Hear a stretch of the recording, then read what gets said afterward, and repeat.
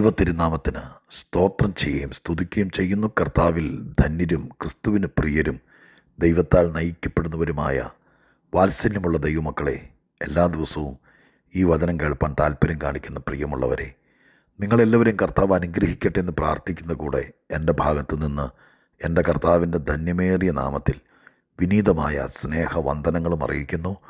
കർത്താവും രക്ഷകനും വീണ്ടെടുപ്പുകാരനും നമ്മെ ജയത്തോടെ നടത്തുവാൻ എന്നും പ്രതിജ്ഞാബദ്ധനായി കൂടെ നിന്ന് കൈപിടിച്ച് നടത്തി വചനം തന്ന് വഴികാട്ടി ഓരോ ദിവസവും നമ്മളെ വിജയശ്രീലാളിതരാക്കി തീർക്കാൻ വെൻപൽ കൊള്ളുന്ന അപ്പനായ നമ്മുടെ ദൈവത്തിന് സകല മഹത്വവും പുകഴ്ചയും ആരാധനയും അർപ്പിച്ചുകൊണ്ട് ഇന്ന് നിങ്ങളുമായി പങ്കുവയ്ക്കാൻ പരിശുദ്ധാത്മാവിൻ്റെ ഹൃദയത്തിൽ പ്രേരിപ്പിക്കുന്ന ദൈവിക ചിന്തയിലേക്ക് ഞാൻ നിങ്ങളെ ആനയിക്കട്ടെ. തിരുവെഴുത്തിലേക്ക് നമ്മുടെ ശ്രദ്ധയെ തിരിക്കാം. പഴയ നിയമത്തിലെ ഹഗ്ഗായി പ്രവചനം 2-ാം അധ്യായം 7-ാം വാക്യം ഞാൻ നിങ്ങളെ വായിച്ച് കേൾപ്പിക്കാം. ഹഗ്ഗായി പ്രവചനം 2-ാം അധ്യായം 7-ാമത്തെ വാക്യം ഇപ്രകാരമാണ് വാക്യം: ഞാൻ സകല ജാതികളെയും ഇളക്കും, സകല ജാതികളുടെയും മനോഹര വസ്തു വരികയും ചെയ്യും.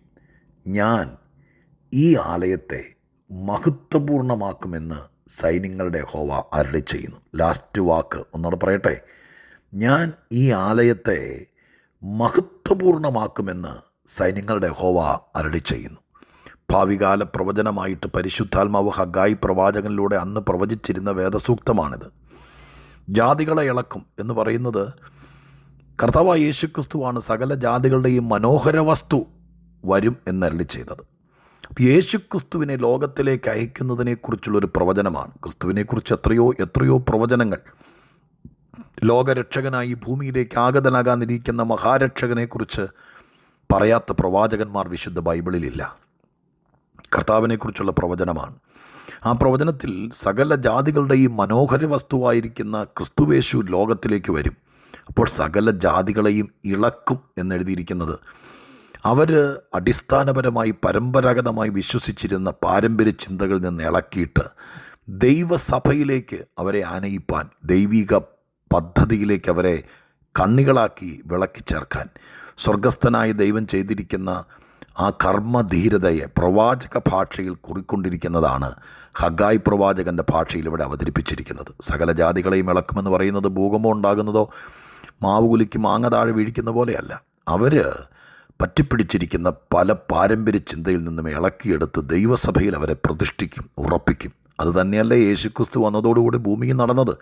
യഹൂദൻ്റെ മാത്രമെന്ന് അവകാശപ്പെട്ടിരുന്ന പലതും ജാതികൾക്ക് പങ്കുവെച്ച് തന്നു. ദൈവത്തെ പിതാവേ എന്ന് വിളിക്കാനുള്ള അവകാശം തന്നു. ആരാധന, ആത്മീകം, പരിശുദ്ധാത്മാവ്, നിത്യതയെക്കുറിച്ചുള്ള കാഴ്ചപ്പാട്, സുവിശേഷം അറിയിപ്പാനുള്ള അധികാരം, ഇതെല്ലാം ജാതികളായിരുന്ന നമ്മളെ പരമേൽപ്പിക്കത്തക്ക രീതിയിൽ ദൈവസഭയുടെ ഭാഗമാക്കി തീർക്കുന്ന ഈ പ്രവചക സൂത്രത്തിനായി ദൈവത്തിന് നന്ദി നിറഞ്ഞ ഹൃദയത്തോടെ സ്തോത്രം ചെയ്യുകയും സ്തുതിക്കുകയും ചെയ്യുകയാണ്. അതങ്ങനെ പറഞ്ഞു നിർത്തിക്കൊണ്ട് ഞാൻ 3-ാം ഭാഗമാണ് ഈ വാക്യത്തിൽ എടുത്തൂന്നി പറഞ്ഞത്. അത് ഇപ്രകാരമാണ്: ഞാൻ ഈ ആലയത്തെ മഹത്വപൂർണ്ണമാക്കുമെന്ന് സൈന്യങ്ങളുടെ യഹോവ അരുളി ചെയ്യുന്നു. ആലയത്തെക്കുറിച്ചൊക്കെ ബൈബിളിൽ ഒരുപാട് ചിന്തയുണ്ട്. ഈ കാലഘട്ടത്തിൽ കൈപ്പണിയായ ഒരു ക്ഷേത്രം ദൈവത്തിനില്ലെന്നും നാമാണ് ദൈവത്തിൻ്റെ മന്ദിരം അഥവാ ആലയമെന്നൊക്കെ എഴുതിയിട്ടുണ്ട്. അതൊക്കെ അങ്ങ് മാറ്റിവെക്കട്ടെ. ഞാൻ പറയാൻ ദൈവം എന്നെ ഉള്ളിൽ പ്രേരിപ്പിച്ചിരിക്കുന്ന ഭാഗം ഞാൻ പറയാം. ഈ ആലയത്തെ ഹഗ്ഗായി പ്രവാചകൻ്റെ കാലത്ത്, ആ കാലഘട്ടത്തിൽ സെരുബാബേലിൻ്റെ ആലയത്തിൻ്റെ പണി നടക്കുകയാണ്. അതിനോടനുബന്ധപ്പെട്ട് തന്നെ ചിന്തിച്ചു, നമുക്കത് മനസ്സിലാക്കാൻ പറ്റുമെന്ന് വിചാരിക്കുന്നത്. അപ്പോൾ ഈ ആലയത്തെ ഞാൻ മഹത്വപൂർണ്ണമാക്കും എന്നാണ് എഴുതിയിരിക്കുന്നത്. I will fill this house with glory എന്നാണ് ഇംഗ്ലീഷിൽ വേർഷനിൽ കിടക്കുന്നത്. ഞാൻ ഇങ്ങനെ പറയാം. ഇന്ന് ദൈവാത്മാവ് നമ്മളോട് പറയാൻ എന്നെ ഏൽപ്പിച്ചിരിക്കുന്ന സതുപദേശത്തിൻ്റെ ഉള്ളടക്കം ഞാൻ നിങ്ങളുമായിട്ട് ഇങ്ങനെ പങ്കുവയ്ക്കാം. കൈ പൈസയുണ്ടെങ്കിൽ നമുക്കൊരാലയം പണിയാം, ഒരു വീട് പണിയാം, എന്തും പണിയാം. നമ്മെ തന്നെ വേണമെങ്കിൽ നമുക്ക് നല്ല കുട്ടപ്പനായിട്ട് കൊണ്ടു നടക്കാം. എന്ന് പറഞ്ഞാൽ മുടിയൊക്കെ വെട്ടി ചീകി ഒതുക്കി നല്ല വസ്ത്രം ധരിച്ച് നന്നായിട്ട് വേണമെങ്കിൽ നല്ല മിനുങ്ങിയൊക്കെ നമുക്ക് നടക്കാം. നമുക്കൊരു വീട് പണിയാം, പൈസ ഉണ്ടെങ്കിൽ. ലോൺ എടുത്താലും കടമെടുത്താലും പണിയാം. ആലയമോ എന്തും പണിയാം.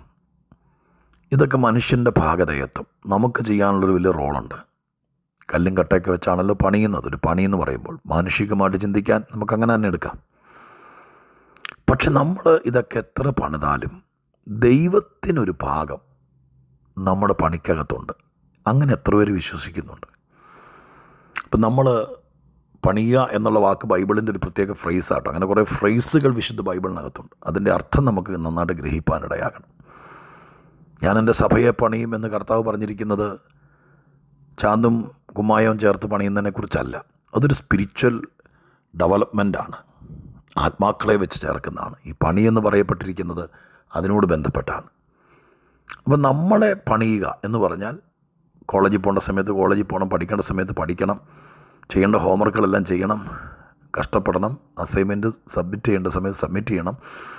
അങ്ങനെ ഒത്തിരി കാര്യങ്ങൾ അങ്ങനെ ചെയ്യുന്നു. പക്ഷേ നമ്മുടെ ഭാഗത്ത് നിന്ന് എത്ര ബുദ്ധിയോടെ എത്ര ശ്രദ്ധയോടെ ഹാർഡ് വർക്ക് ചെയ്താലും മറക്കാതിരിക്കണം, ദൈവത്തിന് ആ പണിക്കകത്തൊരു റോളുണ്ട്. സത്യമായിട്ടുമുണ്ട്. നമുക്ക് പരീക്ഷകൾ എഴുതാം, എൻട്രൻസ് എഴുതാം, ടെസ്റ്റുകൾ എഴുതാം, ഒരു ജോലിക്ക് വേണ്ടി ഇൻ്റർവ്യൂ അറ്റൻഡ് ചെയ്യാം, അതിനുവേണ്ടി തയ്യാറാകാം, ഒക്കെ ശരിയാണ്. നമ്മുടെ ഭാഗത്ത് നിന്ന് ചെയ്യണം, ചെയ്തേ പറ്റൂ. ഉറങ്ങിക്കിടക്കുന്നവന് ഒരിക്കലും ജയിക്കുകയില്ല.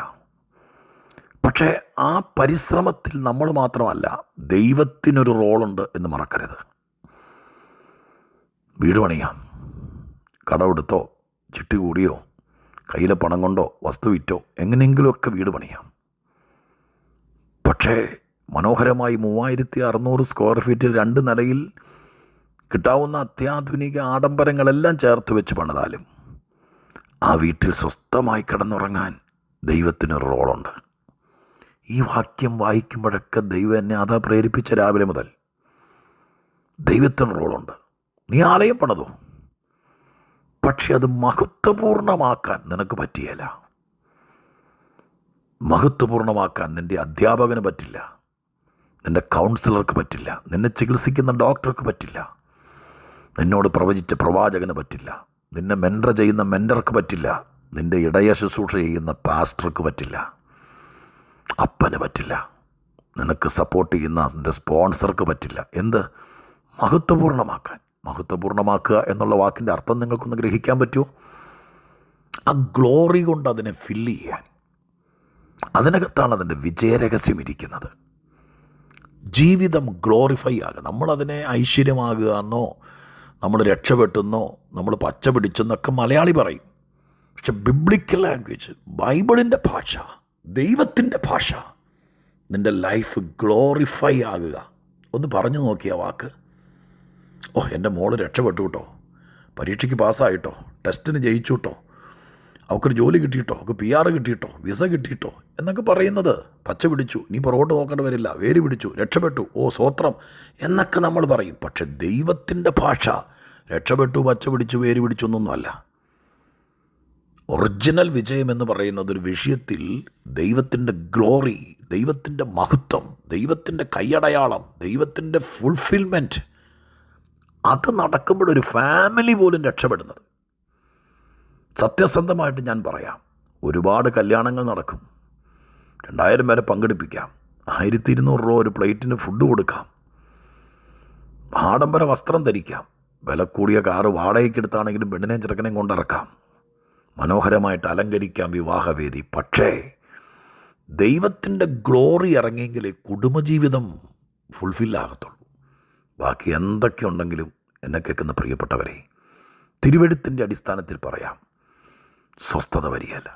അപ്പോൾ എന്തിനകത്തും നീ ഒരു ദൈവവിശ്വാസിയാണെങ്കിൽ, നീ ബൈബിള് വിശ്വസിക്കുന്നെങ്കിൽ, ഞാനീ പറഞ്ഞു വിടുന്ന വചനം എല്ലാ ദിവസവും കേൾക്കുന്നെങ്കിൽ, ഞാൻ എന്നും പറയുന്ന പോലെ ഒരു മോട്ടിവേഷനല്ല ഇത് ദൈവവചനത്തിൻ്റെ സത്യസന്ധമായിരിക്കുന്ന വ്യാഖ്യാനമാണ്. അതുകൊണ്ട് എന്ത് ചെയ്താലും, ഞാനൊരു ശുശ്രൂഷകനാണ്, എനിക്ക് വേണമെങ്കിലുള്ള ഡിക്ഷണറി എല്ലാം തപ്പാം, കമൻട്രി എല്ലാം തപ്പാം, ഞാൻ കുത്തിക്കുറിച്ച് ബുക്ക് നിറച്ച് എനിക്ക് പ്രസംഗം ഉണ്ടാക്കി വയ്ക്കാം. പക്ഷേ അത് ജനത്തിന് ഫലിക്കണമെങ്കിൽ, ഞാൻ പറയുന്ന ഒരു 10 മിനിറ്റിൻ്റെ സന്ദേശം ചിലരുടെ കണ്ണീര് തുടയ്ക്കണമെങ്കിൽ, ചിലരുടെ ഹൃദയത്തിനകത്ത് ധൈര്യം പകരണമെങ്കിൽ, അതിനകത്തൊരു ഗ്ലോറി പകരണം, അതിനൊരു മഹത്വം വ്യാപരിക്കണം. അത് എന്നെക്കൊണ്ടോ എന്നെ പഠിപ്പിച്ച വൈദിക അധ്യാപകനോ എൻ്റെ സെമിനാരിക്കൊന്നും തരാൻ പറ്റില്ലെന്ന് ദൈവത്തിൻ്റെ കൈകടത്തിലുണ്ടാകണം. അതുകൊണ്ട് ദൈവം പറയുന്നു, നീ ആലയം പണിതോ, നീ കല്ലും കട്ടയൊക്കെ ചുമ്മിക്കോ, നീ നട്ടുച്ച വെയിലത്ത് നിന്ന് 39 ഡിഗ്രി കത്തുന്ന ചൂടത്ത് നിന്ന് നീ കരികല്ല് പൊട്ടിച്ച് നീ പണിതോ. നീ പണിത് കഴിയുമ്പോൾ ഞാനതിനെ മഹത്വപൂർണ്ണമാക്കിയേക്കാം. എന്നെ കേൾക്കുന്ന പ്രിയപ്പെട്ടവരെ, ഞാനത് കൺകൂടിയേണ്ട സമയമായി. കുറേ നേരം ഈ കാര്യം തന്നെ നിങ്ങളോട് പ്രസംഗിച്ച് നിൽക്കാൻ മനസ്സുണ്ട്, പക്ഷേ ഞാൻ ചുരുക്കേണ്ട സമയമായി. പ്രിയരെ, നിങ്ങൾക്കിതിനെക്കുറിച്ച് ബോധം വരുത്താൻ പറ്റുമോ? എന്താ നിങ്ങളുടെ പ്രശ്നം? സാത്താനും പിശാചും കുറ്റക്കാരനാണെന്ന് പറഞ്ഞ് ഇന്നിരിക്ക് നിങ്ങൾ ഭാരപ്പെടുവാണോ? നിങ്ങൾക്ക് പറയാൻ പറ്റുമോ, എൻ്റെ ലൈഫിനകത്ത് ബാക്കിയെല്ലാം ഉണ്ട്. എൻ്റെ ജീവിത പങ്കാളിക്ക് ആവശ്യത്തിന് പേഴ്സണാലിറ്റി ഉണ്ട്, നല്ല സംസാര ശൈലിയുണ്ട്, എൻ്റെ പങ്കാളിക്ക് നല്ല സൗന്ദര്യമുണ്ട്, നല്ല വിവേകമുണ്ട്. പിന്നെ എന്നാ കുഴപ്പം? ദൈവത്തിൻ്റെ മഹത്വപൂർണ്ണത നിൻ്റെ ലൈഫിൽ വന്നിട്ടില്ല. അത്രയേ ഉള്ളൂ പ്രശ്നം. അതോടെ വന്നാൽ നിങ്ങളെക്കാൾ സന്തോഷമുള്ളവർ നിങ്ങളുടെ പഞ്ചായത്തിൽ കാണില്ല. നിങ്ങൾക്ക് ഈ ഹഗ്ഗായി പ്രവചനം 2:7 അടിവരയിടാമോ? നിങ്ങളുടെ കൊച്ചിന് എന്നാ പ്രശ്നം? മന്ദബുദ്ധിയല്ല, മിടുക്കിയ. പിന്നെ എന്നാ പ്രശ്നം? കടമ്പ കിടക്കാത്ത എന്താ? അവൾക്ക് എല്ലാം ഉണ്ട്. അതിനകത്തൊരു ഗ്ലോറിഫൈ, ഒരു മഹത്വപൂർണ്ണത. ആ വാക്ക് തന്നെ അടിവരയിടണം. എനിക്ക് വിശദീകരിക്കാൻ കഴിയാത്തൊരു വാക്ക്, അത്രയ്ക്ക് ഡീപ്പാത്. കൊച്ചിൻ്റെ കല്യാണം നടക്കാത്തത് ഭാഷയില്ലാത്തതുകൊണ്ടല്ല, സൗന്ദര്യമില്ലാത്തതുകൊണ്ടല്ല, ലോകത്തിലെങ്ങും ചെറുക്കന്മാരില്ലാത്തതുകൊണ്ടല്ല. ഈ വിഷയത്തിൽ ഒരു മഹത്വപൂർണ്ണത വന്നാൽ ഞാനത് ചെയ്തോളാം എന്നല്ലേ ദൈവം പറയുന്നേ. നീ ശ്രമിക്കുക, നീ പ്രാർത്ഥിക്കുക, നീ എന്നെ വിശ്വസിക്കുക, നീ എൻ്റെ കൂടെ നിൽക്കുക, നീ നിന്നെ തന്നെ ഒരുക്കുക, നീ ദൈവവചനം വിശ്വസിക്കുക. ഞാൻ ആ വിഷയം മഹത്വപൂർണ്ണമാക്കിക്കോളാം. ഞാൻ ആലയം പണിത് തരാം, ഞാൻ കല്ലും കട്ടയും കൊണ്ട് ഇറക്കിത്തരാം, ഞാൻ കാശ് കൊണ്ട് തരാമെന്നൊന്നും പറഞ്ഞില്ല. നീ പണിയ്, കണ്ണുനീരോടെ നീ പണിയ്, വെയിലത്ത് നിന്ന് നീ പണിയ്, കഷ്ടപ്പെട്ട് പണിയ്, ഉറക്കളച്ച് പണിയ്, നിൻ്റെ ലൈഫ് നീ പണിയ്. പണി കഴിയുമ്പോഴേക്കും ഞാൻ നിൻ്റെ ദൈവമല്ലേ. പെയിൻ്റ് അടിക്കാൻ ഞാൻ വരാമെന്നല്ല, കംപ്ലീഷൻ സർട്ടിഫിക്കറ്റ് തരാൻ വേണ്ടി അസിസ്റ്റൻ്റ് എഞ്ചിനീയറുടെ കൂടെ ഞാൻ വരാമെന്നല്ല. നീ പണി കഴിയുമ്പോൾ ഞാൻ അതിനെ മഹത്വപൂർണ്ണമാക്കി തീർക്കാം. ലൈഫിൽ, ബിസിനസ്സിൽ, ജോലിയിൽ, വിദ്യാഭ്യാസത്തിൽ, കുടുംബത്തിൽ, എല്ലായിടത്തും, ശുശ്രൂഷയിൽ ദൈവത്തിൻ്റെ മഹത്വപൂർണ്ണത വേണമെന്നൊന്ന് ആഗ്രഹിക്കാമോ? പ്ലീസ് ഒന്ന് ആഗ്രഹിക്കാമോ? ബാക്കിയെല്ലാം ഉണ്ട് ബ്രദറെ, നിങ്ങൾക്ക് ഒരു പ്രശ്നവുമില്ല. നിങ്ങൾ പേടിക്കാതിരിക്കുക സിസ്റ്റർ, നിങ്ങൾ കരയാതെയും പേടിക്കാതിരിക്കുക. ഒറ്റ കുഴപ്പമുള്ളൂ, അത് പറഞ്ഞു തരാൻ ഇതുവരെ നിങ്ങളുടെ അടുക്കൽ ആരും വന്ന് കാണില്ല. നിങ്ങളത് ചിന്തിച്ച് കാണില്ല. നിങ്ങളുടെ കാര്യം നടക്കും, നിങ്ങളുടെ വിവാഹം നടക്കും, നിങ്ങളുടെ ലൈഫ് സെറ്റിലാവും. നീ ഇപ്പം കരഞ്ഞുകൊണ്ടിരിക്കുന്ന വിഷയത്തിന് മാറ്റം വരും. ഇത്രയൊന്ന് ദൈവത്തോട് മുട്ടുകുത്തി നിന്ന് കരഞ്ഞ് പ്രാർത്ഥിക്കുക. ഞാൻ ഇത്രയൊക്കെ പഠിച്ചു വന്നില്ലേ അപ്പാ, ഇത്രയൊക്കെ കൊണ്ടുവന്നില്ലേ, എൻ്റെ കഴിവല്ല എങ്കിലും എത്രയോ പരീക്ഷകൾ എഴുതി നീ ഇവിടെ വരെ എത്താൻ ഒന്ന് എണ്ണി നോക്കാമോ? LKG മുതൽ ഇന്ന് വരെ നീ എഴുതിയ ടെസ്റ്റുകൾ, പരീക്ഷകൾ, ഇത്രയൊക്കെ നീ പിടിച്ചു നിന്നില്ലേ? പിന്നെ എന്താ കുഴപ്പം? ഈ വാക്യം കൈവച്ചിട്ട് പറ, അങ്ങ് ഇതിനകത്ത് എഴുതിയിരിക്കുന്ന മഹത്വപൂർണ്ണതയില്ലേ, ആ വലിയ ഗ്ലോറിഫൈ, ഫുൾഫിൽ ചെയ്യാമെന്ന് പറഞ്ഞത്, അത് എന്നിലേക്ക് പകര്. ആ മഹത്വപൂർണ്ണത കൊണ്ട് എനിക്കിതാ, ഞാൻ രക്ഷപ്പെട്ടോളാം. അത് തന്നോ, അങ്ങേക്ക് മാത്രമേ തരാൻ പറ്റുള്ളൂ. പ്രാർത്ഥിക്ക്. ഈ ഓഗസ്റ്റിൽ തന്നെ കർത്താവ് ആ വിധത്തിൽ അനുഗ്രഹിക്കും. ഞാനൊരു വാക്ക് നിങ്ങളെ ബ്ലസ് ചെയ്ത് പ്രാർത്ഥിക്കാം. പരിശുദ്ധ ദൈവമേ, ഞങ്ങളുടെ സ്വർഗീയ പിതാവേ, ഇത് കേൾക്കുന്ന എല്ലാവർക്കായി സ്തോത്രം. അവർക്ക് ബാക്കിയെല്ലാം ഉണ്ടപ്പാ. പ്രത്യേകിച്ച് മലയാളത്തിൽ ഇത് കേൾക്കുന്ന ഒരുപാട് പേര് കഷ്ടപ്പെട്ട് കഠിനാധ്വാനം ചെയ്ത് സ്ട്രഗിൾ ചെയ്ത് ഇവിടെ വരെ എത്തിയവരാ. ആരെയും പറ്റിച്ച് ഇന്ന് നിൽക്കുന്ന ഷൂവിൽ നിൽക്കുന്നവരാണെന്ന് എനിക്ക് തോന്നുന്നില്ല. ബാക്കിയെല്ലാം ഉണ്ട്, എന്നിട്ടും രക്ഷപ്പെടാത്തവർ, എന്നിട്ടും കണ്ണീര് പറ്റാത്തവർ. അപ്പാ, ഈ ഹഗ്ഗായി പറഞ്ഞ മഹത്വപൂർണ്ണതയില്ലേ, ആലയം പണിതോ, ഞാനതിനെ മഹത്വപൂർണ്ണമാക്കിക്കോളാം എന്ന് പറഞ്ഞില്ലേ അപ്പാ. ഞാൻ കൈ ഉയർത്തി തെക്കോട്ടും വടക്കോട്ടും കിഴക്കോട്ടും പടിഞ്ഞാറോട്ടും കൈ ഉയർത്തുന്നു. എന്നെ കേൾക്കുന്ന എല്ലാവരിലും മഹത്വപൂർണ്ണത വരട്ടെ, അതിൻ്റെ ഭംഗിയും ആലങ്കാരികതയും വരട്ടെ. അനുഗ്രഹിക്കണം യേശുവിൻ നാമത്തിൽ തന്നെ. ആമേൻ.